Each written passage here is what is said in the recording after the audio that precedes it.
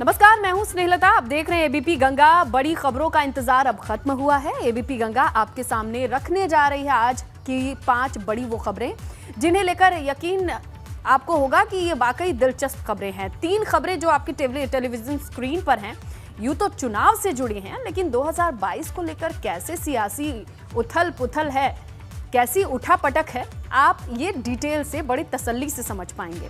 क्योंकि देखिए, पहली तस्वीर वापसी का मास्टर प्लान, जहां राष्ट्रीय अध्यक्ष का संबोधन सुन रहे हैं। बीजेपी में कांग्रेस की बात करें तो प्रियंका डेरा जमाए हुए हैं, ताबड़तोड़ मीटिंग का सिलसिला है। और बाहुबली के लिए मुख्तार की अगर आप बात कर लें तो इतनी डिमांड क्यों है? कभी ओवैसी कहते हैं, आज राजभर ने कह दिया कि जहां से चाहें वहां से चुनाव लड़ने मुख्तार, बस एक हाँ की जरूरत है। और इससे पहले एआईएमआईएम की ओर से भी ये कहा जा चुका है कि मुख्तार के ऊपर कोई आरोप तय नहीं हुए हैं, चुनाव आयोग उन्हें इजाजत देता है चुनाव लड़ने का। ऐसे में हम उन्हें बिल्कुल आमंत्रित करते हैं अपनी पार्टी के लिए। तो देखिए, उत्तर प्रदेश की सियासत में ये 3 तस्वीरें हैं, वो 3 अहम खबरें हैं और किस तरीके से चीजें बदल रही हैं, किस तरीके से रणनीति का ताना बाना बुना जा रहा है, आप समझ सकते हैं। तो वापसी को लेकर किस तरीके का मास्टर प्लान चल रहा है, बीजेपी की अपनी एक स्ट्रैटेजी है चुनाव को लेकर, उसके तहत वो आगे बढ़ रही है। और प्रियंका के साथ कांग्रेस की कोशिश भी सामने आ रही है। तो सत्ता में वापसी को लेकर भाजपा का महाअभियान, यूपी में भाजपा के बूथ विजय अभियान का आगाज लखनऊ से हुआ। वर्चुअली भाजपा अध्यक्ष जेपी नड्डा ने इसका शुभारंभ किया है, जहां पर उन्होंने दावा किया है कि यूपी में भाजपा सरकार बनना तय है। भाजपा अध्यक्ष ने एबीपी सी वोटर्स के सर्वे का भी हवाला दिया, जिस पर उन्होंने कहा कि सरकार का आना तय है। और मौका भी खास था क्योंकि तमाम कार्यकर्ताओं में जोश भरने की ये कवायद थी, लेकिन हवाला दिया गया एबीपी सी वोटर के सर्वे का।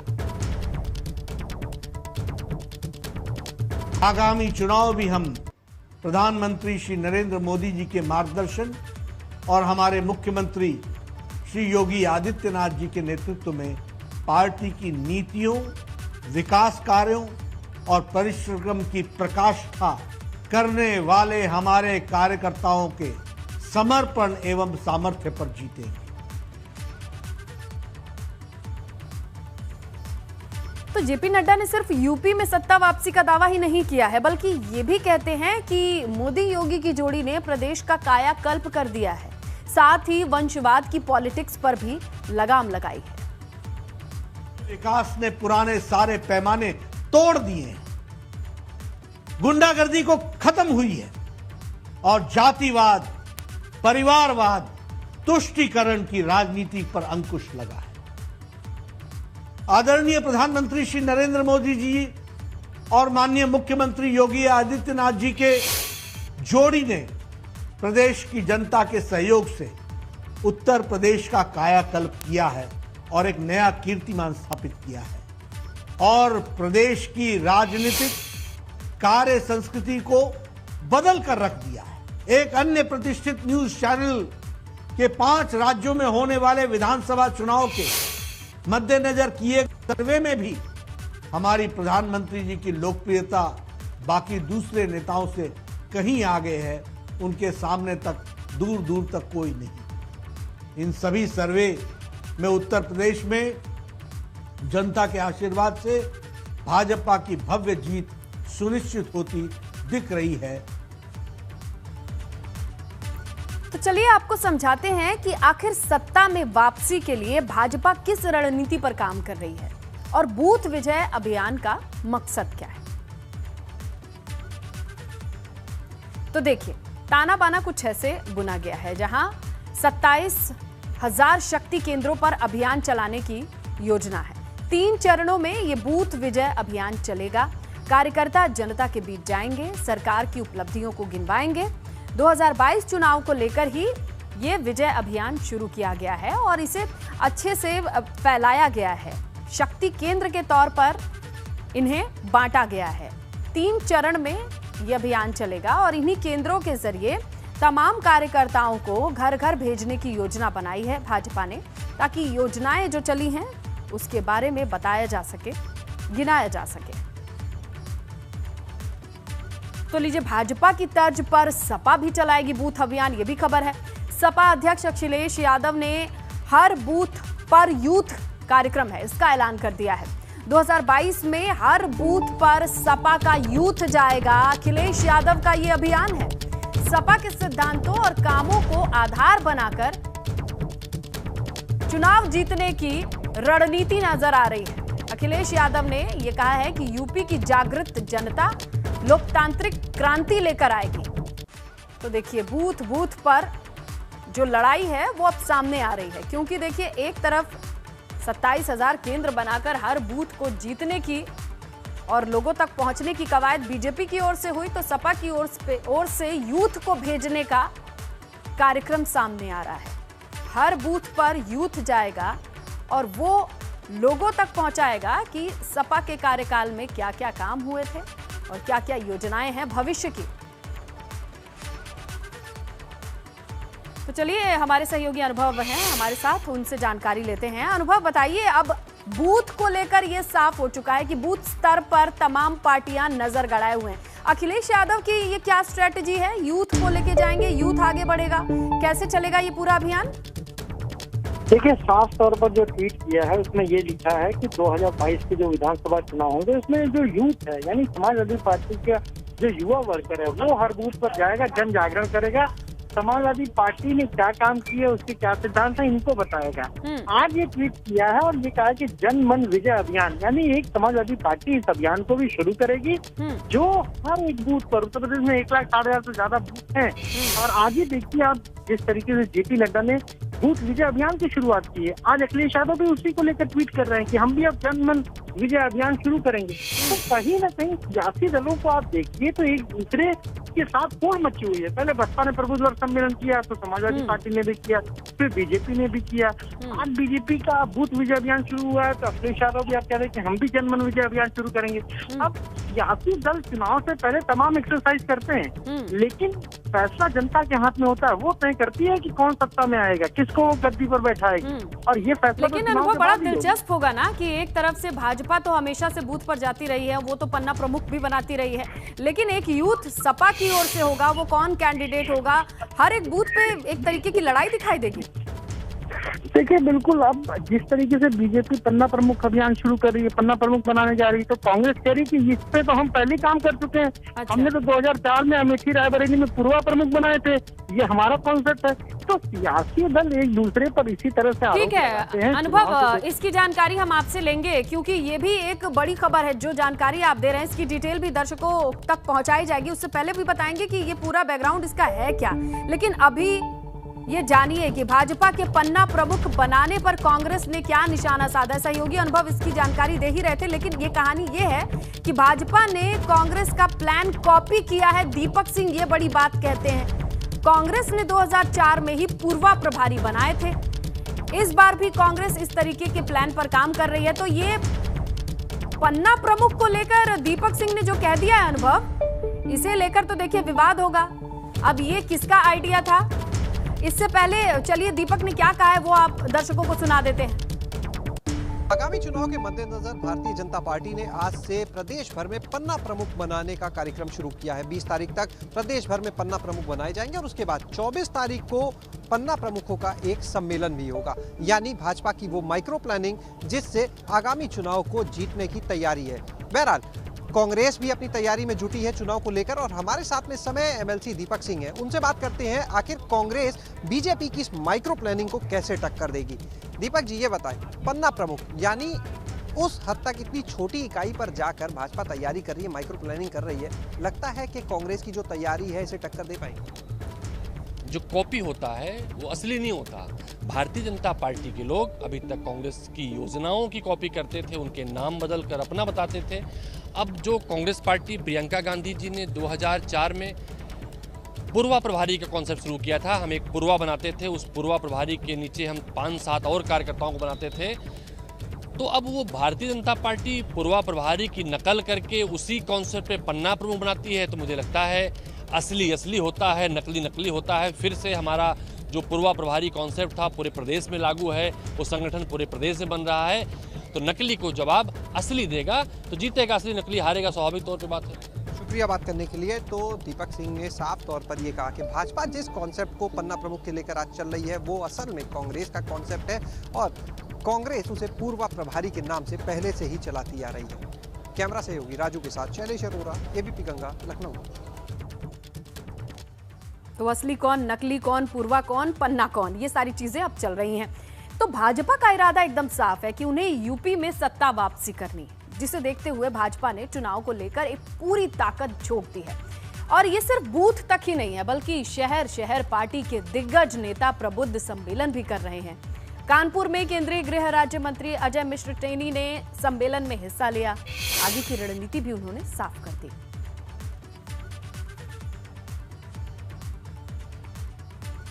तो देखिए, पन्ना प्रमुख की बात हो रही है, बूथ तक पहुंचने की बात हो रही है, और एक तरफ शहरों की बात करें तो प्रबुद्ध वर्ग सम्मेलन चल रहा है जिसमें केंद्रीय मंत्री भी शिरकत कर रहे हैं।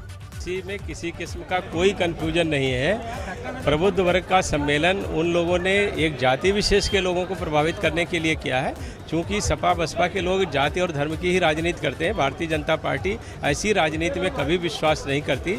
लेकिन आपने प्रश्न पूछा है तो मैं कहना चाहता हूं कि यहाँ पर भी बड़ी संख्या में ब्राह्मण थे और उन सब ने भारतीय जनता पार्टी के साथ जिस तरह से प्रतिबद्धता जताई है, आगे भी रहे हैं, आगे भी रहेंगे, ऐसी सब संभावनाएं हैं। ब्राह्मण कहीं से कहीं नहीं जा रहा, लेकिन हम धर्म जाति की राजनीति नहीं करते। सर्व समाज को लेकर के बड़े बहुमत की सरकार हम बनाने जा रहे हैं। आज आप देख रहे हैं जिस तरीके से पार्टियां, चाहे वो बहुजन समाज पार्टी हो, चाहे समाजवादी पार्टी हो, चाहे अन्य पार्टियां हो, सारी की सारी पार्टियां आज प्रबुद्ध जनों को लेकर के सब जगह मैं देख रहा हूं, जिसको देखो लगता है कि और तमाम वोटर हैं, लेकिन प्रबुद्ध जनों को लेकर के सब पार्टियां पूरे तरीके से प्रयास करना चाहती हैं। और मैं समझता हूं कि प्रबुद्ध जनों को इधर उधर घसीटने की जरूरत नहीं है। प्रबुद्ध जन खुद फैसला लेना जानते हैं और अब फैसला लेना आसान भी है। आगे बढ़ते हैं। लखनऊ से खबर है जहां प्रियंका ने भाजपा का तोड़ निकाला है। वो आरएसएस की तर्ज पर एक टीम तैयार कर रही हैं। 25,000 से ज्यादा कार्यकर्ताओं को ट्रेनिंग भी दी जा चुकी है। खबर यह है कि भाजपा के आरोपों का जवाब देने में यह टीम सक्षम होगी। 25,000 से ज्यादा कार्यकर्ताओं को बुकलेट दिए गए हैं, उन्हें तैयार किया गया है। और यह बड़ी खबर है, 25,000 से ज्यादा कार्यकर्ताओं को तैयार किया गया है, उन्हें ट्रेनिंग दी गई है। आगामी विधानसभा चुनाव सिर्फ अपने नेताओं के चेहरे पर नहीं बल्कि उन कार्यकर्ताओं के भरोसे लड़ने जा रही है जो कांग्रेस की विचारधारा को समझते हैं, जानते हैं। और इसके लिए प्रदेश भर में कांग्रेस की तरफ से ऐसे समर्पित कार्यकर्ताओं के लिए एक प्रशिक्षण कार्यक्रम भी चलाया जा रहा है। इस कार्यक्रम में इन कार्यकर्ताओं को कांग्रेस की आइडियोलॉजी यानी पूरी विचारधारा के बारे में जानकारी दी जा रही है। यहाँ इन कार्यकर्ताओं को एक किताब भी बांटी जा रही है। अगर कांग्रेसी नेताओं की बात करें तो उनका कहना है कि भाजपा लगातार कांग्रेस के खिलाफ दुष्प्रचार करती है।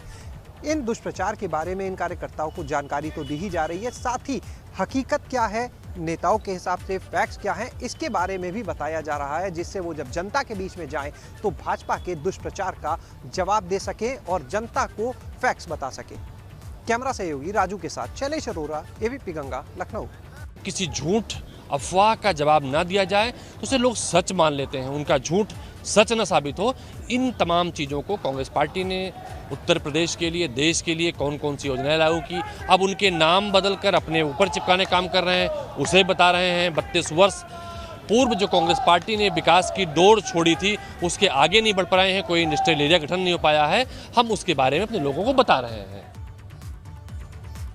और सिर्फ इतना ही नहीं है, प्रियंका ने मिशन यूपी को लेकर खास रणनीति बनाई है। सूत्रों से तो यह भी पता चल रहा है कि यूपी में कांग्रेस 4 कार्यकारी अध्यक्ष बना सकती है, जिसके जरिए जातिगत समीकरण को साधने की तैयारी चल रही है। समझेंगे हम जरा डिटेल में कि आखिरकार किस तरीके की तैयारी है, क्या साधने की कोशिश है, और 4 जो अध्यक्ष होंगे कार्यकारी वो किस लिहाज से चुने जाएंगे।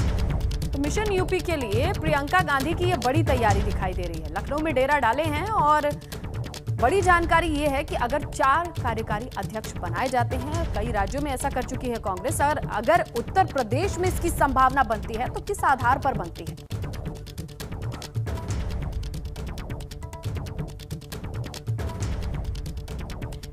तो 4 कार्यकारी अध्यक्ष बनने की सूत्रों के हवाले से खबर आ रही है। हालांकि अभी इसकी पुष्टि होनी बाकी है, ऐसा कांग्रेस करती है या नहीं करती है। बाकी राज्यों की बात करें, पड़ोसी राज्य की भी बात करें तो ऐसा हुआ है। 4 कार्यकारी अध्यक्ष के साथ चुनावी मैदान में उतरने की रणनीति तो देखी गई है, लेकिन क्या उत्तर प्रदेश में ऐसा होगा, ये अभी कहा नहीं जा सकता। हालांकि सूत्रों के हवाले से खबर जरूर है।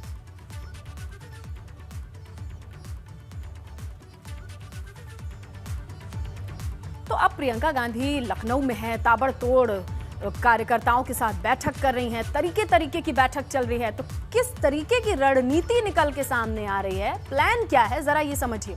जातिगत समीकरण को देखते हुए ये 4 कार्यकारी अध्यक्ष बन सकते हैं। सूत्रों के हवाले से ये खबर मिल के आ रही है, छन के आ रही है कि 4 कार्यकारी अध्यक्ष हो सकते हैं और उसमें जातिगत समीकरण को ऊपर रखा जा सकता है। 4 कार्यकारी अध्यक्ष उत्तराखंड, महाराष्ट्र में भी हैं कांग्रेस के पास। अब अगर यूपी में ऐसा करना पड़ा तो कांग्रेस की नजर ब्राह्मण वोटर्स पे होगी, ये तो किसी से नहीं छुपा है। कांग्रेस प्रतिज्ञा यात्रा की भी खबर आ रही है, जिसमें 12,000 किलोमीटर लंबी एक यात्रा चलेगी। महिला विंग, यूथ विंग, सेवा दल को भी कांग्रेस मजबूत कर रही है। चुनाव समिति में जो वरिष्ठ नेता हैं उनको तवज्जो दी जा रही है, और उम्मीदवार कौन हो उनके नाम को लेकर भी गहन विचार विमर्श की स्थिति दिखाई दे रही है। जनता की नब्ज टटोली जा रही है।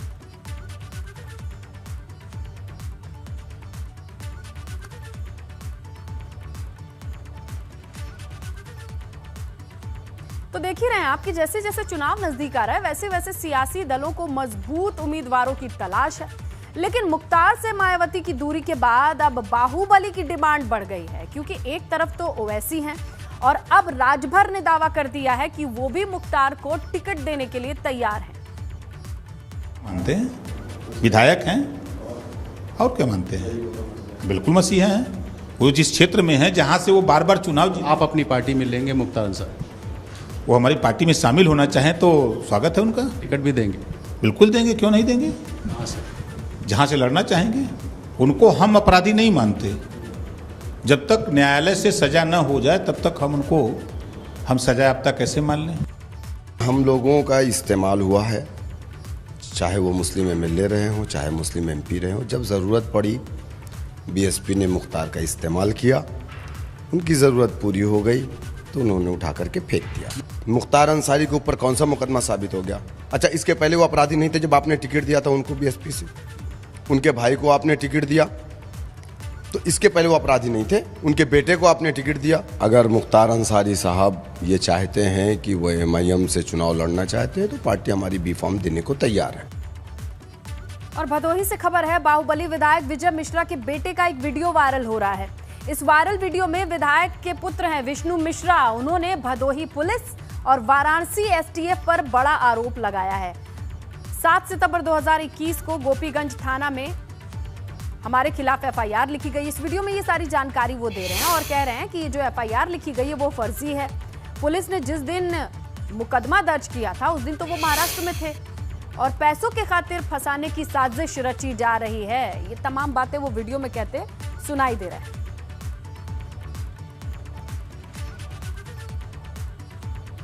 खबर अयोध्या से है, जहां रामलला के लिए भक्तों ने खजाना खोल दिया है, क्योंकि रामलला के दान पात्र में 15 दिन में 30 से 40 लाख रुपए आ रहे हैं। राम जन्मभूमि निर्माण काम के बाद दानकर्ताओं की जो संख्या है वो बढ़ चुकी है। ट्रस्ट के कैंप कार्यालय में भी 10 से 15 लाख रुपए नकद और 50 लाख के चेक आ रहे हैं। तो रामलला के मंदिर के निर्माण के लिए जिस तरीके से चीजें आगे बढ़ रही हैं, उसे देखते हुए भक्तों का उत्साह भी बढ़ रहा है। और ये हैं आंकड़े जिस हिसाब से लोग नकद लेकर आ रहे हैं और अपनी अपनी सेवा देना चाह रहे हैं, मंदिर के निर्माण में अपनी भूमिका निभाना चाह रहे हैं। तो देखिए, रामलला के भक्तों ने खजाना खोल दिया है। जानकारी मिल रही है कि जो दान पात्र रखा गया है, 15 दिन में 30 से 40 लाख रुपए लोगों ने सेवा के तौर पर दान किए हैं।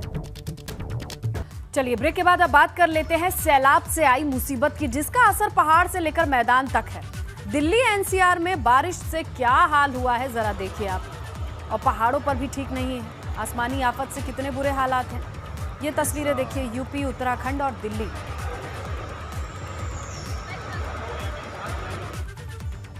वहीं गाजियाबाद में तेज बारिश के चलते जगह जगह पानी जमा हो गया। गाजीपुर बॉर्डर के NH9 पर जहां किसानों का आंदोलन हो रहा है, वहां तो घुटने भर पानी जमा हो गया है, जिसमें भारतीय किसान यूनियन के प्रवक्ता राकेश टिकैत पानी में चलते और बैठे हुए भी नजर आए हैं। इस दौरान आंदोलन वाली जगह का उन्होंने जायजा लिया। तो दिल्ली एनसीआर में मूसलाधार बारिश हुई है और कहीं कहीं जलभराव की स्थिति है, कहीं तो सड़क भी धंस गई है, ये भी खबर है। गाजियाबाद की 4 तस्वीरों को देखिए आप, समझ जाएंगे कि बारिश नहीं मुसीबत बन के आम लोगों के लिए। ये तस्वीरें मोदी नगर, राजेंद्र नगर, इंदिरापुरम और गोविंदपुरम की हैं।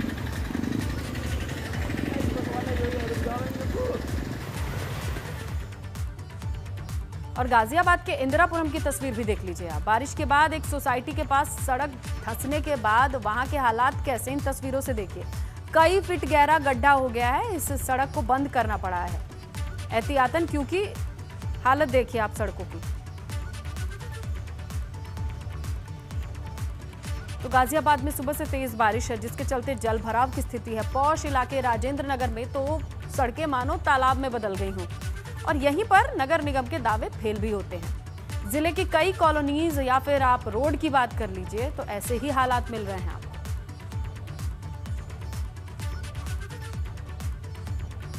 और ये भी देखिए कि सिर्फ एक दिन की बारिश ने ग्रेटर नोएडा प्राधिकरण की पोल खोल कर रख दी। कई सेक्टर ऐसे हैं जहां हर तरफ पानी ही पानी आपको दिखाई देगा। ट्रैफिक काफी प्रभावित है, गाड़ियों की रफ्तार थम गई है, पैदल चलने वालों के सामने भी इतनी दिक्कत है। ड्रेनेज सिस्टम बिल्कुल फेल नजर आ रहा है। हल्की सी बरसात से ग्रेटर नोएडा प्राधिकरण के वादे खोखले साबित होते हुए नजर आ रहे हैं। जीता जागता उदाहरण है, मेरे पीछे आप देख सकते हैं बीटा 1 सेक्टर है। यहाँ पर जो सड़कें हैं पूरी तरीके से जलमग्न की स्थिति यहाँ पर पैदा हो गई है। सड़कों पर पानी भरा हुआ है, आप देख सकते हैं, तस्वीरों में साफ देखा जा सकता है। जो वाहन है वो कहीं ना कहीं पानी से होकर गुजर रहे हैं। यहाँ पर आवाजाही जो पैदल जो जाते हैं वो आवाजाही पूरी तरीके से बंद है। कहीं ना कहीं ये जो घटना प्राधिकरण की जो वादों की जो पोल है वो कहीं ना कहीं खोखली साबित होती हुई नजर आ रही है। गटोड़ा से रविंदर जैन, ABP गंगा।